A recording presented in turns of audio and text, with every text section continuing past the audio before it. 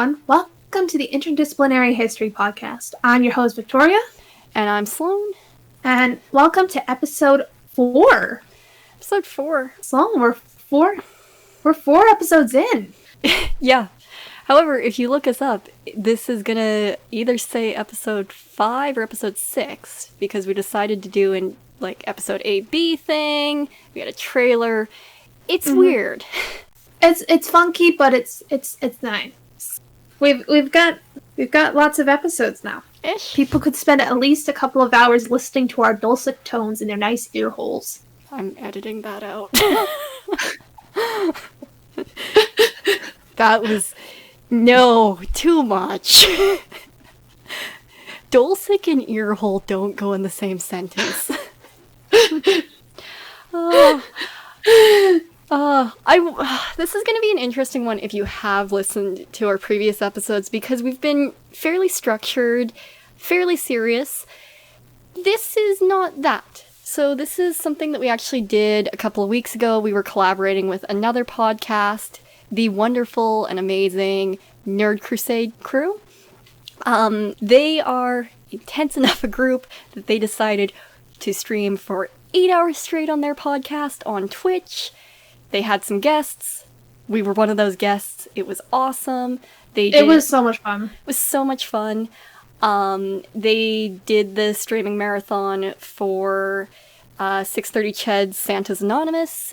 So that's really cool. I know they did some good fundraising there. And we were happy to be a part of it.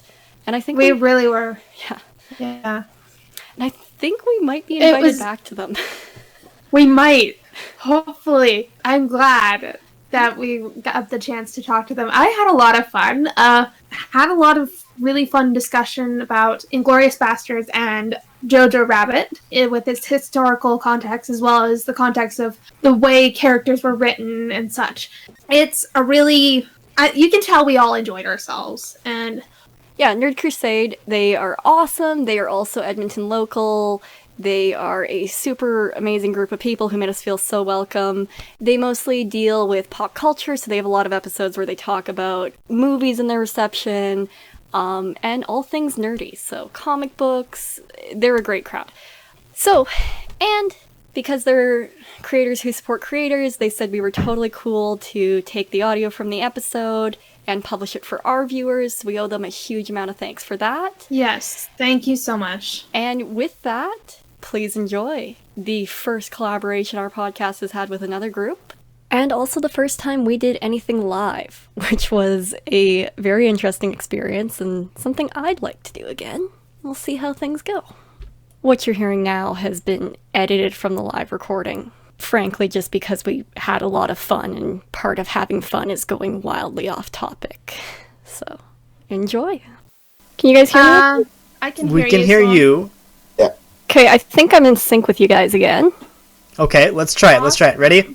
Pancake. Pancake. Ah, yay! All right. Yeah. Awesome. Vic was just talking about your guys' show.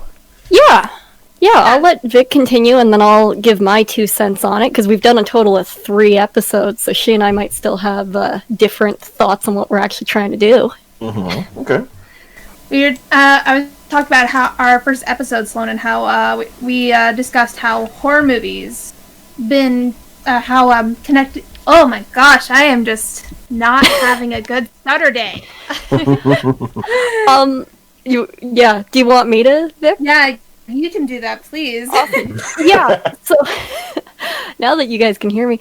Yeah, so we're interdisciplinary history, so basically how do we connect to our understanding of the past through pop culture or through things that aren't just your history textbook. Right. Is kind of our jam.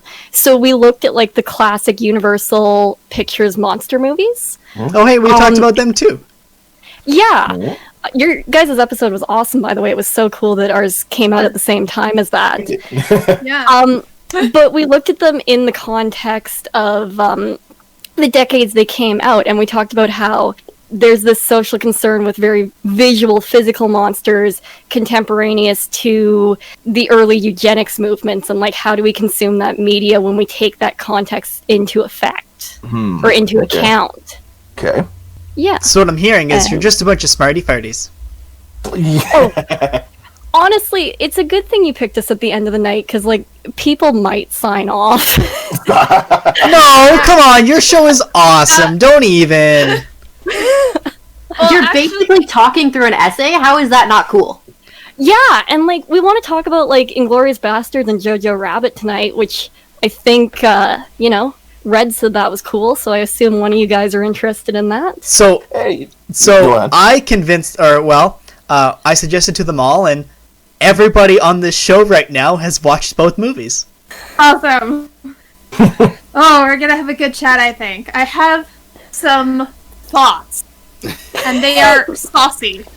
Okay, Sloan I has am heard interested my in hearing. rants. Sloan has heard my rants.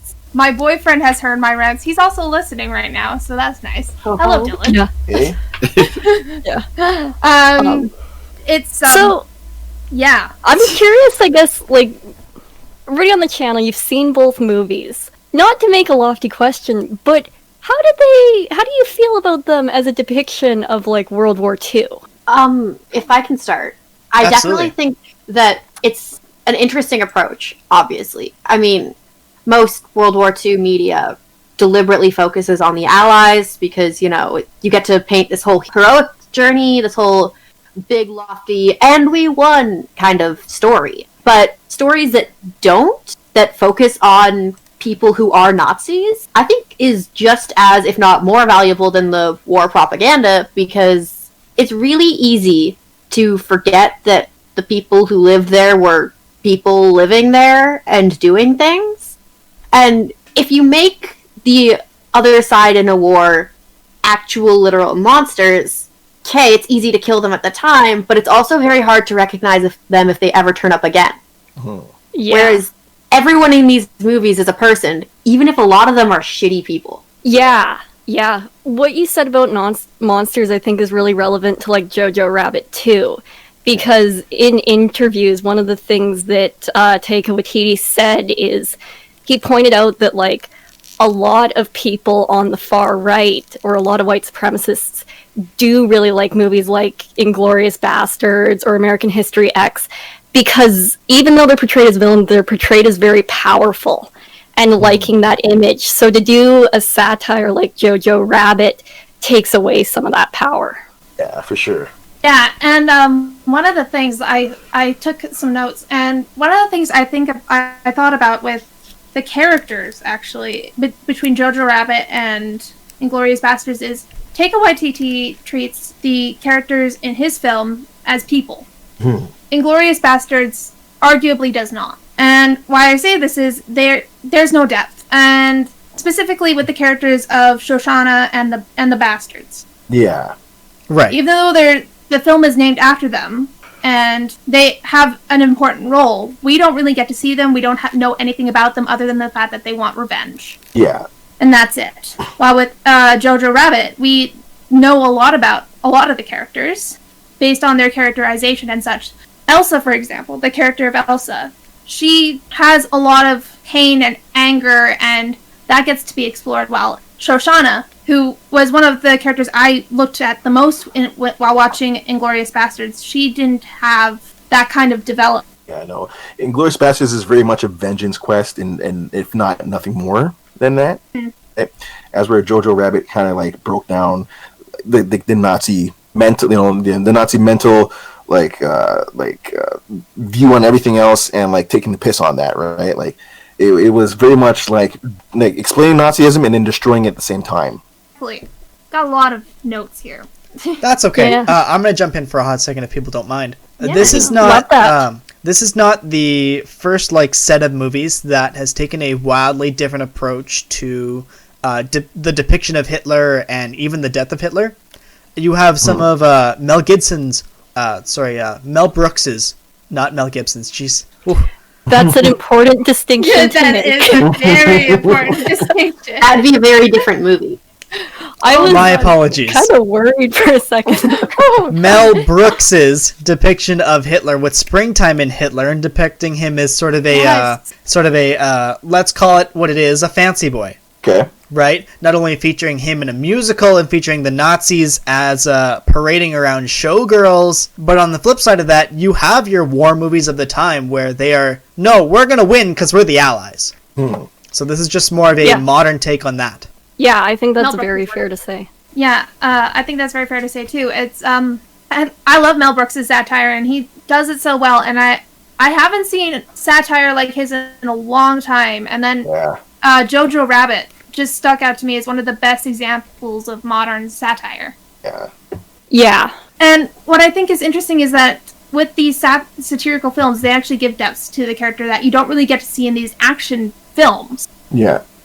For example, Shoshana, when she leaves at the very beginning in Chapter 1, when the Nazis have invaded France that way and she is hiding from them, we don't really get to see what her life is like up until we meet her later in a different chapter, right? So it gives her it gives her very little to work with as a character to derive from and pull from and maybe even sympathize for. Whereas in Jojo Rabbit, the girl that we meet there is very much she has witnessed the horrors of this war and she is done with the whole thing. Like, even watching a 10-year-old boy in front of her, I want to believe that not only does it strike her as odd for the first couple minutes of their interaction, but it's like, oh, this is how far this actually goes. Like, now you see the tree for all the roots. Again, like with Inglorious Bastards, again, it's a vengeance quest, right? So Shoshana's setup is the entire posse gets murdered by the Nazis, and she escapes, right? So from there on, you should already know that she's going to be on a quest of revenge. I mean, the build up for that character is not really. Again, Inglorious Bastards is it's not really much more than just a vengeance quest. You're not going to get much more out of it. Like, development there for sure is going to be pretty much stalled.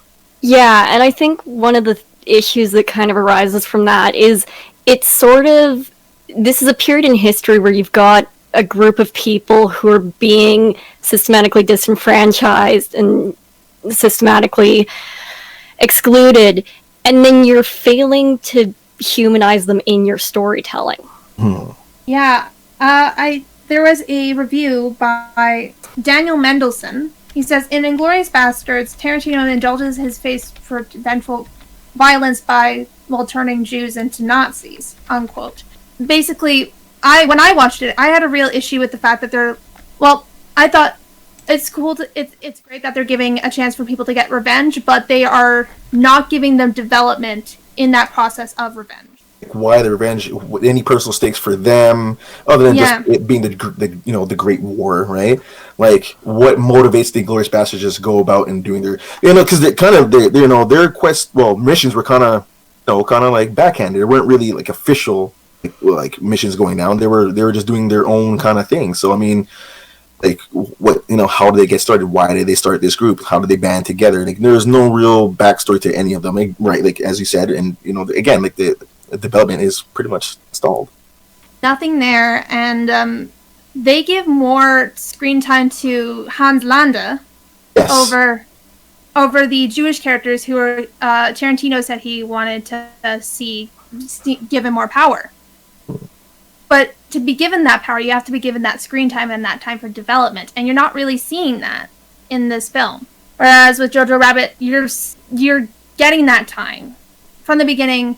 All the characters have a personality, and there is this sense of empathy in the characters. Yeah. Tarantino doesn't seem to have that, which is very on brand for Tarantino.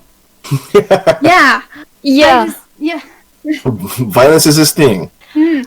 And in an extreme way. There's one character, I do not remember his name, but in Inglorious Bastards, that it is a lead actor in Django Unchained. Oh, not Jamie Foxx, but the other. Yeah, you're talking about Christoph? Not Samuel Jackson, because he is in both. That's not who I mean. But Michael Fassbender. Thank you. Oh, okay. Yeah, him playing both characters, and you can see, because Inglorious Bastards, I believe, came out first, if memory serves me correctly. And you can see how, like, just watching that actor portray that character in that specific way, when you flip it on its, not even just slide it over to the next slot when you're doing Django Unchained, he's a perfect fit that way. Right, okay. And just makes him an absolutely evil son of a bitch. Oh, he's so evil in Django, and Michael Fassbender in general, he's very good at playing despicable characters. Yes, he is. Specifically, Sloan and I watched the other day Jane Eyre. He's like creepy in that movie. They're like So creepy. Oh my god. he's so creepy. One of the things Victoria said when we started, because obviously we rewatched both films recently, is it had been a while since both of us had seen Inglorious Bastards. Yeah. And we didn't remember it being as problematic as it was when we actually went to watch it. Because it seemed like it should be great. It's a Tarantino film about beating the Nazis. Like, that should be good. But it fails on a lot of the elements that that you just kind of need for storytelling and humanizing. And that's what beating the Nazis should actually represent, is humanizing a group that's being dehumanized. Yeah. Yeah. On the opposite side of the coin, there is a certain people in this group that really doesn't need the humanizing. They were monsters from start to finish, and they need to be remembered that way. This is also absolutely true. Yes. Yeah. And I think, like, with what Victoria says, like, the amount of screen time that's given to Christopher Waltz, whoever plays Hans, like, he is given so much character development, but it's almost like by the end of the movie, he's won in a way. Like, yeah, he gets his face fucked up, but it's almost like he's portrayed as smart and clever and kind of has these positive attributes, in that he sort of wins in the end, and that's really problematic.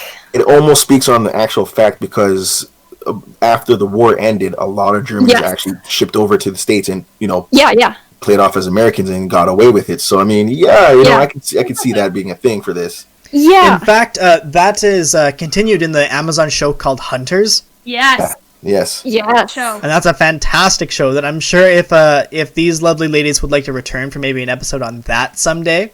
Absolutely. Oh, we would like that. We would, We would probably end up talking a little bit about season 2 of The Boys, and that instance too. Yeah. I don't know if everybody's up on that. I am, and that season was pretty heavy on that message, but it was very clear. Yeah, they did a really good job, I felt. Yeah, it was very clear. Yep.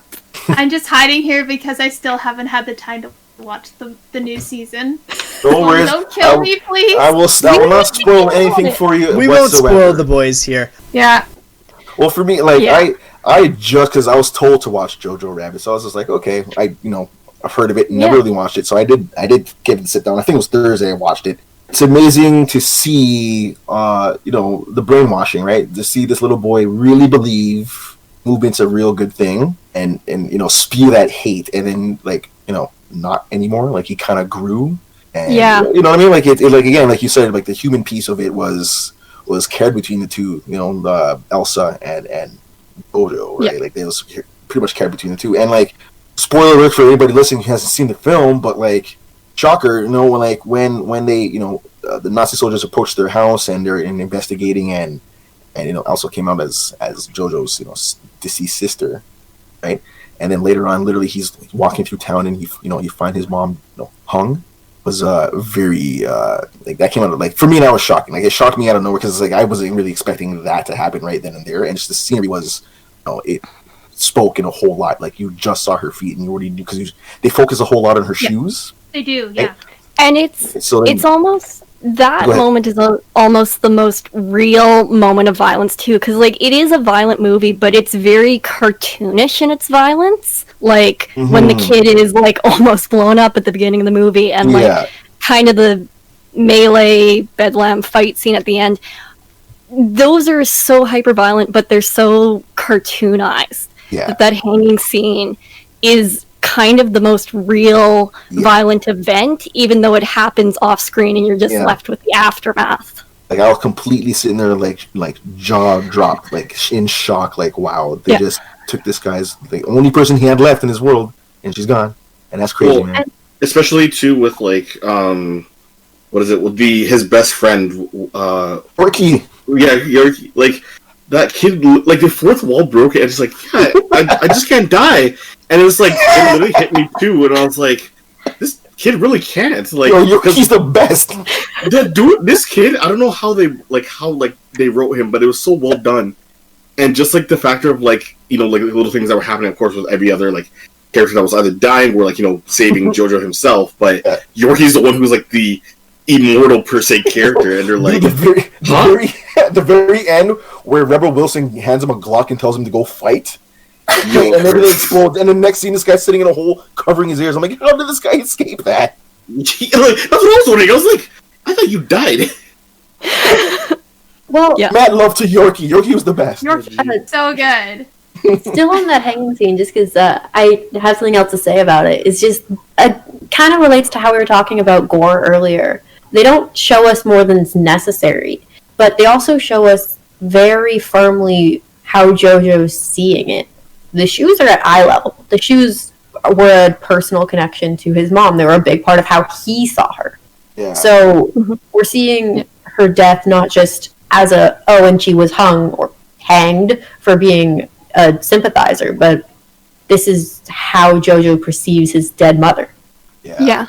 Something that I think was interesting that the director said about this film is when he made the choice to only show the shoes, he said that it's a really, and he used the word intimate, the intimate moment of the child and the mother's body. And he said that the audience doesn't get to be privy to that, like him seeing all of her. So he just showed the shoes as enough to tell the audience what happened without interrupting that moment. Yeah. It was really powerful, man. Like it got me really good. And it was an interesting aspect too of like, because I had seen it first, but like I missed just like around that section the first time. But when you see the hint towards it of like as the movie progresses, so like from I guess the first initial people that were hanged per se, and you just see the feet. But as he brings Jojo back to look and is like, and like he's questioning why this happened, and it's like they did what they could, and you see the story progress of what she was doing. It was like it already hinted to like, okay, she's doing the best she can with the other kid that's in the house, but because of that result, she did the best she could, and she got of course killed for that. This is what we call foreshadowing. Yeah, so it was an interesting aspect that they he kind of wrote into that. Yeah. It's also interesting that they bring back the shoe motif towards the end, when he and Elsa are just about to go back out into free Germany, and he ties her shoes. Yeah. And that is, I think it shows immaturity and growing up, because before he doesn't know how to tie his shoes, and when he sees his mother, that's his moment of maturity. Yeah. And then afterwards, he can tie his shoes. And that moment, I was like, he grew progression. That's right. Yeah. Also, just second carrying of that symbolism of intimacy. If it was intimate with his mom, if it was joy with his mom, and then grief with her later, now it's some sort of familial bond again. Yeah. Yeah. Well, that's how I put it in an essay. yeah, that's really well put. We might need. Sorry, go ahead. Oh, I was just gonna say we might need to have a Table guest star on our show one of these days. I'd be more than happy to. Nice. Noise. Yeah. We were talking earlier about propaganda and how it's kind of portrayed, and I think both of these films show very real depictions of propaganda.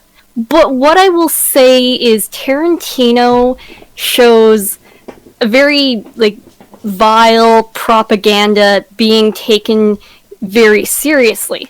And then the brainwashing that's kind of shown in Jojo Rabbit, I think really does a good job of reminding the audience how ridiculous the beliefs of Nazism and white supremacy.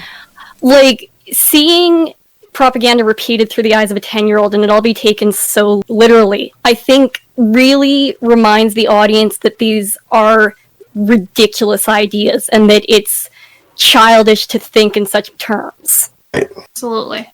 And it's also just, I think it also shows just how terrifying, and how easy it is to be controlled by propaganda. When I went to Berlin, there's a museum there, and I highly recommend anyone who is a fan of history and is interested in this sort of period moment to go there. It's called the Totality of Terror Museum. Okay. And it's built right actually over top of the former SS headquarters, which is, it's right over top of the torture chambers. You can look into it. It's terrifying, but it shows the progression of how propaganda was used to brainwash an entire generation of people into believing awful, awful ideals. And it's insane, and I highly recommend that people go there. It is... when the world clears up from the Backstreet Boy concert, of course. Yeah, come on, man. When Canadians are no longer persons non grata. It keeps going and going. These boys will not stop performing. It's crazy. I want it. I didn't know that song had so many verses, dude. Oh, man. It's amazing. Why? Keep singing the song, and then people keep giving them an encore performance. Like, just doesn't stop. I didn't know they made that many songs. All right, call me what? 625th time. 1, 2, 3, go. Jeez. But that's an interesting point about the way that the way you phrase that, brainwashed a generation, because a lot of the mechanisms for the dissemination of Nazi propaganda was mostly just an education system that was semi-functional and a really fucked up curriculum. And yeah, sure, it became mandatory to be in the worst version of the Boy Scouts you've ever heard of, but the mechanisms for this indoctrination aren't anything, terrifying and out of left field. Like, have you ever been to a Boy Scouts summer jamboree where you get all the troops together or whatever? It looks a hell of a lot like that weird camp in Jojo Rabbit, because that's really what it was. So it's not surprising that it's familiar, because around the time that Hitler Youth emerges at the same time as the Boy Scouts movement, and then there was also the Soviet. They usually get translated as the Pioneers, as kind of their name for youth groups.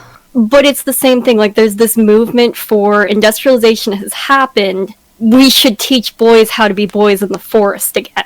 It comes at the same time as there's concerns about health.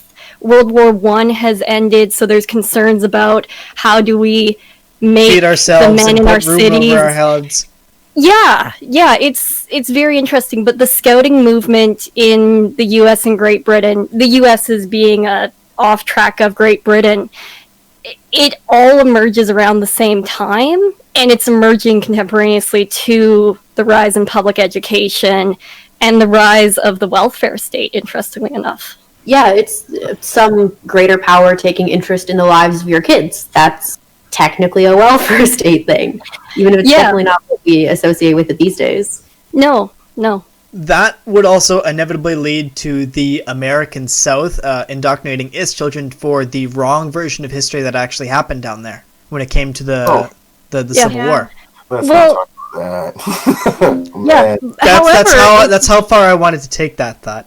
Yeah. So I'm only going to take it one step further and tell you that the Nazis studied the American South and their models of segregation to create that is a part of the legal history that leads to the development of the Nuremberg laws. You can go back through the records and see what would become Nazi Germany, looking at the American South as a model to build off of. That's a whole yikes if you want to put it in the terms of this industry. Yeah. Those guys were efficient with cruelty, man. It's not a joke. Yeah. Well, there was a talk done at McEwen where they talked about how concentration camps held by the British during the Boer War. They invented the concentration camp. Yeah. Yeah. Yep. The concentration camps in Germany. Mm-hmm. Well, if you look at it, a lot of the cruelest Nazi policies were things they pulled from other places. I mean, the South's segregation, concentration camps from the Boer War, and of course, can't forget all those eugenics programs. No, you cannot. Ooh. They didn't just pull this stuff out of nowhere. They looked at other people with similar beliefs and just put it all together. So remember how I said the South to the Nazis was the huge yikes? Yeah, I'm going to roll that back and say that's a small yikes. This is a big yikes. Yeah. Yeah. If any of the listeners, and like maybe this is where we get, too hoity-toity academic, Aiden Forth would be a really good person to read if you're interested in the Boer War. He's got kind of the seminal book out right now. I don't remember the title of it, but nice. So you see now this makes me raise a question, right? Because now we're going back to Tarantino work, okay? And then we can compare a lot of this stuff to what was going on, 500 years prior down South America, right? And this is where we get Django Unchained. And again, Django's very much just a vengeance quest, right? Like in that with the bomb soundtrack. Right, yeah, but do we get any real growth out of that film as well? Or do we just get a vengeance quest, right? Well, it was a vengeance and a rescue quest at the same time, right? Yeah. Because, like, and he's one part love story. Exactly. Because he's essentially going back. He's going for vengeance of what's been happening or what was done to him. But he's also, as Red mentioned, it is part of a love story and a rescue quest of looking for the one that he's mostly connected with as well. My question is growth. However, other than learning how to shoot men down, was there really much else to it? I think it's important. Look, we've got a lot of white people vengeance quests over stupid shit, right? Mm-hmm. I think it's important that not only do we get, people of color in vengeance quest stories, because every time you add some sort of diversity, you get to tell a story again because it becomes worthwhile again, but also the fact that he's acting against the entirety of the country he lives in while doing so. Mm-hmm. It's personal. It's deeply, deeply personal because this is his suffering, this is his love, this is his passion. But it's also it's really easy to look at the history of the American South and reduce the people who suffered under slavery to props in the narrative, They lived, they worked, they died. It was shitty. This is a person who refused to take part in that narrative. And that's important. I like that you're bringing up, what do we get out of this? Because that's sort of what Vic and I are interested in is, this is historical fiction. What does it represent to the audience? And I think... go ahead, sorry. I think the problem with a lot of Tarantino's films is he likes to do a counter-historical narrative, but it's almost like he, as a director, feels like he's doing some virtue by saving somebody who doesn't get saved in real life. Right. I'm saying that for Inglorious Bastards, killing Hitler in a way that Hitler didn't die. But also Once Upon a Time in Hollywood is him taking, the murder of an actress and turning it into, I could invent characters who would save her instead. Okay. Yeah. That's where my thing is because you're getting if you sit down and watch 12 Years a Slave, right, you're getting like a historical drama, you know what I mean? You're getting something out of that. There's a whole story there, and again, you know what I mean? So is Tarantino's just stuff? Is it just all gonna be is it just only vengeance that he really knows, and there's no real development to anything else? Because as on a personal note, I really do like Django Unchained because I'm getting a black lead, but at the same time, what's the movie really doing for me other than just letting me shoot white guys through a fantasy game, right? It's not really much else there to it. The interpretation of actual Hitler's death in both movies is bonkers. Well, watch Taika Waititi's walking into that young man's bedroom with the hole in his head from where he shot himself. Mm-hmm. Yeah, when I saw that, it was traumatized. Yeah, it's too bad I didn't see him actually do it, right? But you get the news of him doing it regardless, and then to imagine come in his room and get a karate kick from a little child out the window. Yeah, right. And remembering that it takes place in the child's imagination, I don't think it's strange that the child has heard it's already happened, so he's imagining the aftermath rather than the event. Yeah, exactly. For sure. And then we cross the street to Inglorious Bastards, and we just watch Adolf Hitler get absolutely peppered with bullets. Swiss cheese, man. Yo. He is just turned into a sack of flesh. Unrecognizable flesh. My guy got flesh. my dude got the cheese grater. That's what he got. The dude's fit only for the sausage press. Cranking. But no, the difference there, even just in the number of shots, in my opinion, is really important because in Jojo Rabbit, it's functionally just quick and over. He's dead now. That's that. Where Inglorious Bastards, much like most of the film, that's a power fantasy. Yeah. That's Yeah. what There- Tarantino wanted us to see. It was him ripped apart the way a lot of people wanted to do, which, Yeah. totally fair. But I They shot this guy like he was like they missed a spot. Like they were not gonna let up. Oh, jeez. I agree that Tarantino really wants you to see that, but I would also argue that Taika Waititi really wants you to see the younger generation of Germany kicking Hitler to the side. Yeah. Oh, for sure, quite Get out literally. of here. Yeah. That Like, I that young think- man sent fucking Hitler down the pit of Sparta. Like, Yeah, like I think it's more important to show a younger German rejecting Hitler than it is to just show the Allies Swiss cheesing Hitler. Yeah. Yeah, well, that's the thing. It's the more important action in Jojo is Jojo kicking Hitler rather than Hitler being dead now. You know? Yes. Yeah, because But- he's kicking away his bigotry. Yeah, But yeah, literally. Yeah. karate kick. With the old and with the new. Wacha. this is Sparta. Like, But no, it's like the more you guys have talked today, the more I kind of get that feeling that Inglorious Bastards is enjoyable, but it's a popcorn movie, you know? absolutely. It is. You watch, you're done. And the more you think about it, the hollower it feels. Right. Where Yeah. Yeah. You don't even have to look at that there's so far. much going on. Yeah. Even though we're all adults and we all get that it's a movie, it's not real life, I think that an audience gets more and gets a better kind of pop culture understanding of World War II from something like Jojo Rabbit than the audience does from something like Inglorious Bastards. Oh, most definitely. But yeah, I would the agree viewers- wholeheartedly. There's two sets of viewers, right? You have ones who want depth, and you have ones who just want filler. Hmm. And so those will gravitate to Inglorious Bastards for filler because it does what it does for them, right? Dudes, guns, things blow up, vengeance, blah blah blah, blood.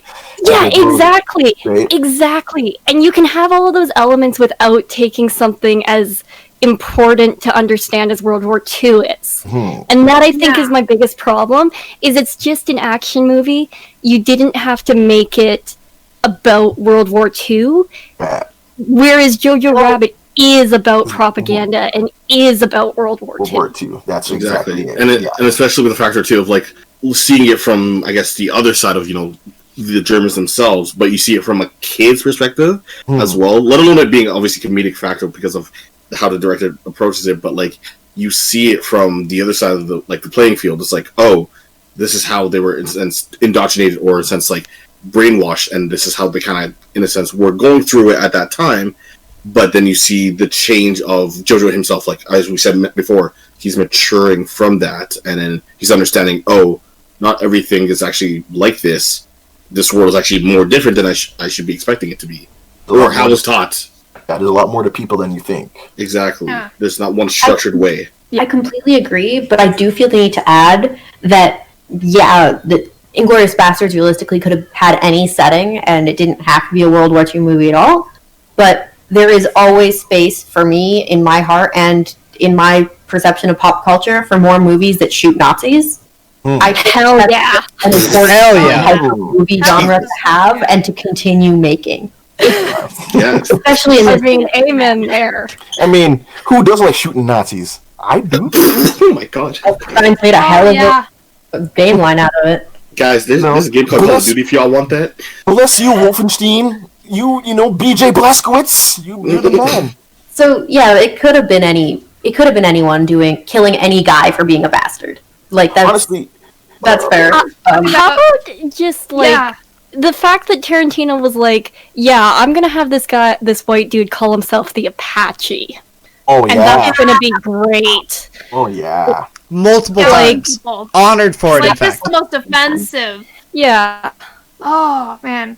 yeah. To It's do that and then to use the motif of scalping, like Jesus, Tarantino. Yeah. Yeah, I had to Thankfully- explain why scalping was a thing to the other person with me that watched this movie. That was an interesting conversation that lasted 20 minutes. Well, thanks, ladies. I used to like this movie. You can still enjoy it. You're welcome. No, No problem. Anytime. I'm glad to ruin a movie anytime. no, it's one of those films I've always had that same feeling with. Like, it's always been enjoyable to watch for what it is, right? Like, I'm just there to Yeah. watch situations go down.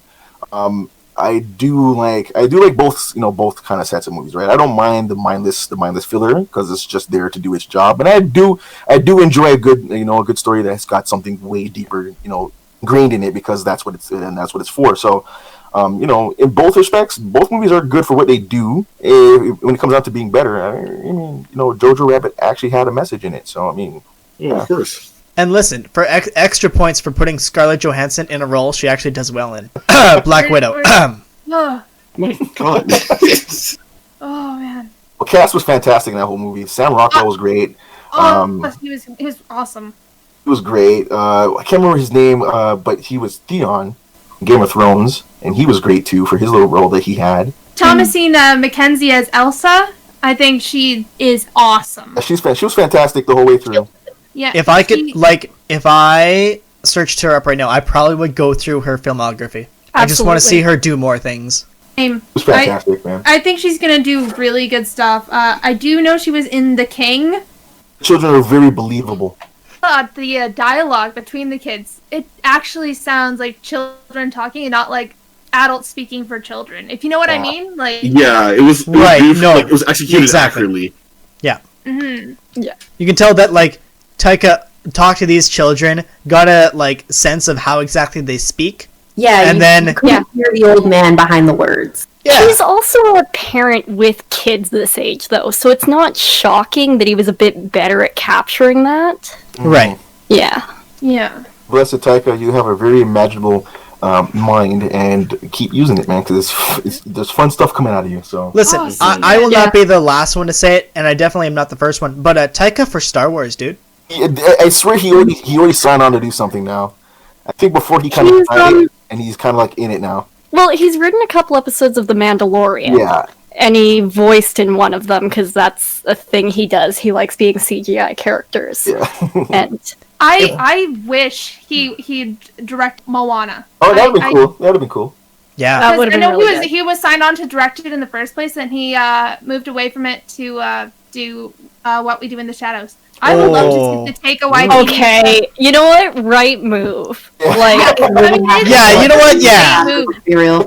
here's the thing, because now we live in a world where Moana exists and What We Do in the Shadows exists. Yeah. And this is no shade on Moana. Moana's a fine film. Yeah, What We Do in the great Shadows, though. that's what I'm saying.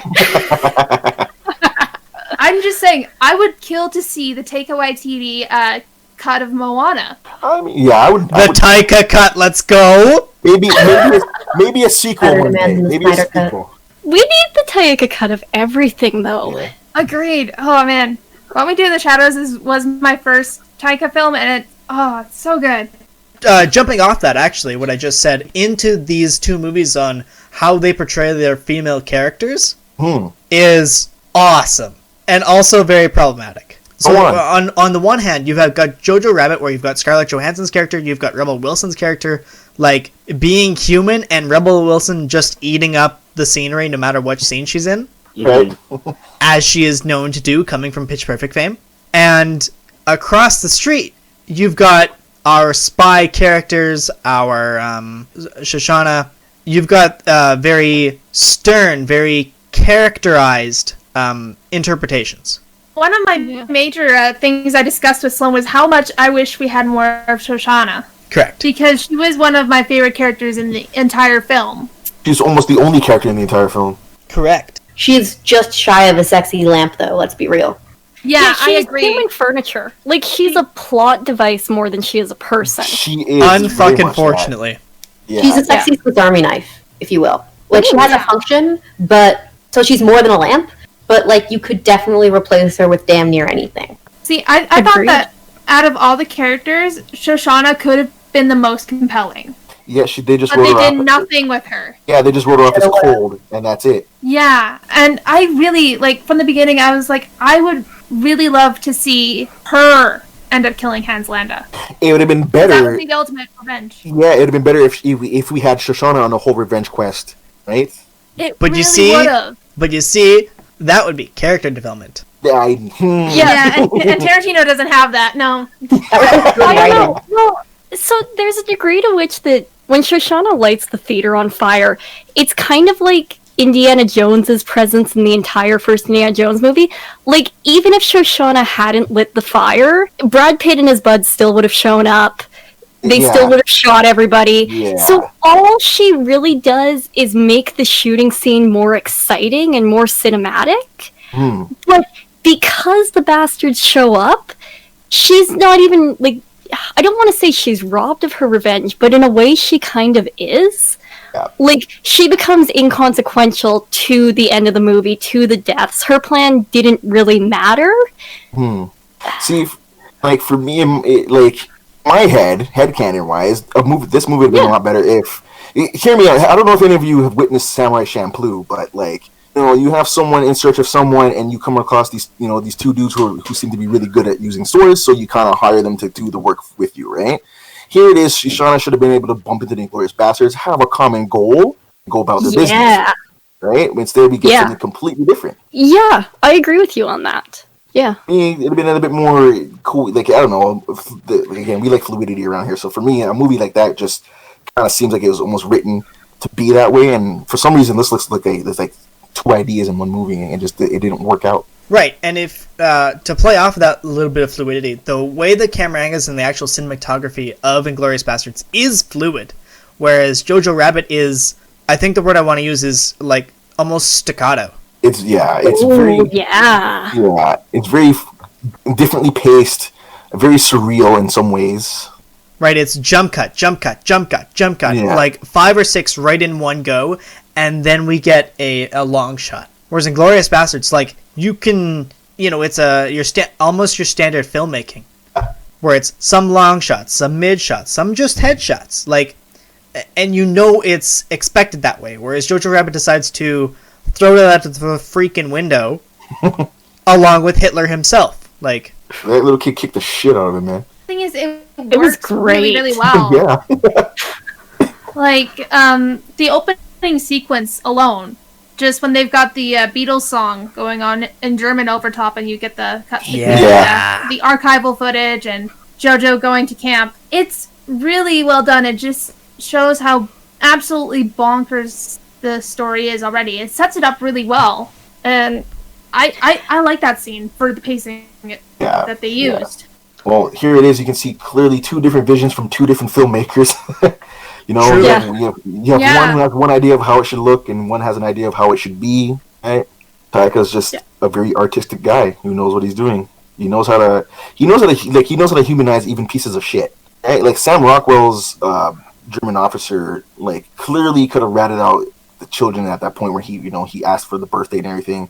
Yeah, he let the children live and took it out on the mom. Right? So I mean, like, he had a bit of heart to him too, even though he's a Nazi piece of shit. That's a concern for the child, So I think his character also kind of embodies the, like, fear-based complacency that I think we do have to remember was very emblematic. Is, even though 90% of Germans were party members, it wasn't necessarily that they ascribed to the belief system. It was just dangerous to not outwardly say you ascribe to the belief system. Yeah.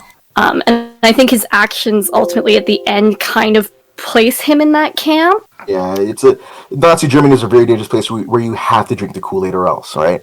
Yeah.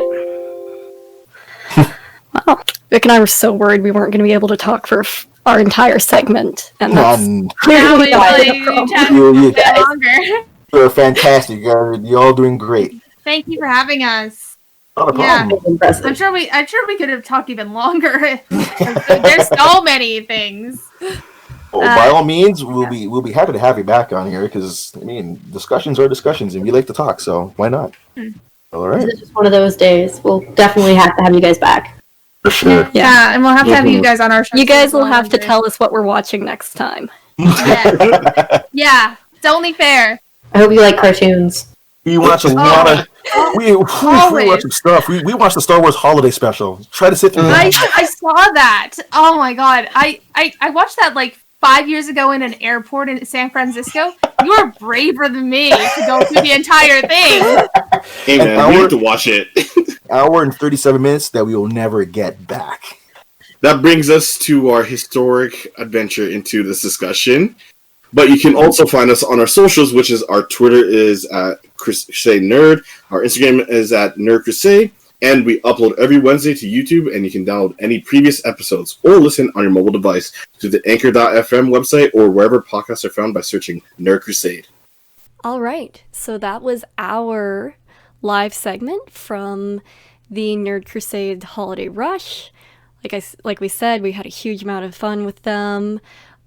Victoria, now that we're outside of the live and we get to do this sort of thing, is there anything you wanted to add based off of what we kind of talked about? We had some really good discussion. There were a lot of points brought up. So is there anything you want to spend just a touch more time on? I think I was really nervous, so don't know if it came off well enough. I really was thinking about how the treatment of characterization between these two films is really what shows how differently you can talk about a certain historical moment and treat people within that context, because Elsa, the character, she feels like a real person because there are many people who dealt with that same situation in Jojo Rabbit, like having to hide in the house of someone you don't know if you can trust. Whereas with Inglorious Bastards, you've got the character of Shoshana, who has been victimized and who's basically given no voice. Like she really does not talk much, even towards the end. Like she's given that sort of fiery moment with the movie screen, but she's not given much of a voice, and it really doesn't look on the fact that there were people like her during World War II. Not saying people who lost Nazis in buildings and burnt them down, but like people who actively went into a resistance movement and fought for what was right. But Tarantino doesn't talk about that. He doesn't talk about that with the Bastards. He doesn't give them any sort of likability or a place for a person to connect to. Yeah, I agree completely. Which I think is really... That's what I think is the biggest failing of Inglorious Bastards, is that. Also, its treatment of women, like once again Shoshana and Diane Kruger's character. Their deaths are given this very sexualized, uncomfortable feeling, and I'm not okay with that. That's just something that I feel. Like with Jojo Rabbit, he puts it so much respect for characters like Elsa and for Jojo's mom, which is what they deserve. And like he writes very good female characters, whereas Tarantino he gives these women a role, but he does not give them personality or agency. Yeah, I agree with you that. My favorite thing that Red, who was in the stream with us, said is he talked about the female characters that Tarantino writes as interpretations of women. And I think that's so on the ball. It really is. But like truly, any of these characters are interpretations of who they are meant to represent. Like this is a movie that deals with a time period. It's not dealing with real people, but it's dealing with figures that are meant to connect or amplify real people.